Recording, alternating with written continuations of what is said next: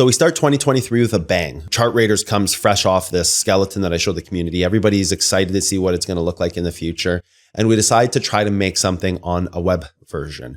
Just like everybody else in the industry, everybody operates on Chrome or Safari or Firefox, whatever. Anyways, everybody operates through Chromium, web-based versions of these applications. And so that's where we started too.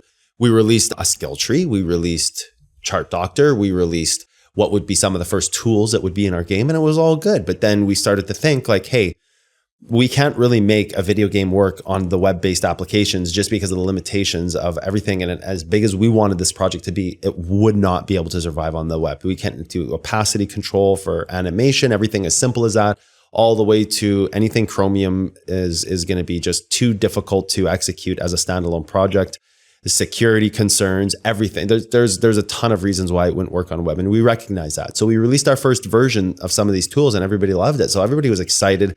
These tools were working great. Everybody was pumped, but we needed to start taking development down a different path. We needed to start thinking, okay, we need to make this a standalone piece of software, and if it's going to be a video game, we need to do it correctly. So we then started thinking, okay, it's time to in the future think about a development team and start looking at this in a different light and becoming a software development company.